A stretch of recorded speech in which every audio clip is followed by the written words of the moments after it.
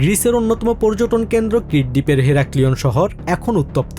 Libya থেকে সমুদ্রপথে record সংখ্যক অভিবাসীর আকস্মিক অনুপ্রবেশের পর দ্বীপটিতে নতুন একটি অস্থায়ী আটক কেন্দ্র তৈরির পদক্ষেপ নেয় সরকার। আর এই পরিকল্পনার খবর ছড়িয়ে পড়তেই বুধবার ব্যানার ফেস্টুন নিয়ে রাস্তায় নেমে আসেন শত শত স্থানীয় বাসিন্দা। গত মঙ্গলবারও ক্রিট উপকূলে আলাদা আলাদা নৌকায় ৩ শতাধিক অভিবাসীকে উদ্ধার করেছে কোস্টগার্ড, যার একটি নৌকাতেই ছিল ১৯২ জন। স্থানীয়দের দাবি, ভরা পর্যটন মৌসুমে এই ধরনের কেন্দ্র স্থাপন করা হলে এই অঞ্চলের নিরাপত্তা ও পর্যটন শিল্প মারাত্মক হুমকির মুখে পড়বে। নিরাপত্তাজনিত কারণে আমরা মনে করি এই জায়গাটি অভিবাসীদের রাখার জন্য একেবারেই অনুপযুক্ত। তাছাড়া এটি ক্রিট তথা পুরো গ্রিসের অন্যতম প্রধান ও গুরুত্বপূর্ণ পর্যটন অঞ্চল। স্থানীয়দের এই তীব্র বিরোধিতার মুখে গ্রিসের অভিবাসন বিষয়ক মন্ত্রী থানোস ফ্লেবোরিস পার্লামেন্টে ক্ষোভ প্রকাশ করেছেন। তিনি সাফ জানিয়েছেন, সব চাপ কেবল ভূখণ্ড বা নির্দিষ্ট কিছু দ্বীপের ওপর ছেড়ে দেওয়া যায় না, স্থানীয় প্রশাসনকেও দায়িত্ব নিতে হবে। আমরা ইতোমধ্যেই অন্য 4টি ইউরোপিয়ান দেশের সাথে আলোচনা শুরু করেছি।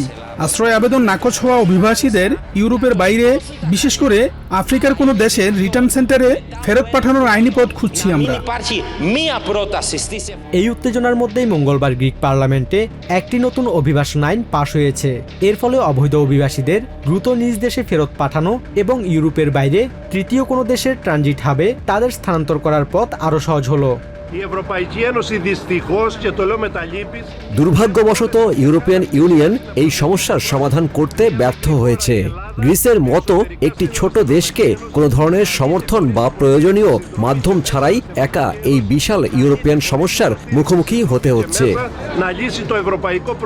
একদিকে স্থানীয়দের তীব্র প্রতিরোধ, অন্যদিকে সরকারের কঠোর আইনি অবস্থান ইউরোপিয়ান ইউনিয়নের সীমান্ত নীতি ও ভূমধ্যসাগরীয় অভিবাসন সংকটকে এক নতুন জটিলতার দিকে ঠেলে দিচ্ছে।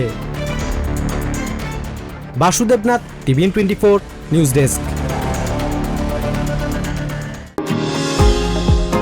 নিউ ইয়র্ক থেকে সম্প্রচারিত টিভিএন 24 টেলিভিশন বিশ্বজুড়ে বাঙালির কণ্ঠস্বর।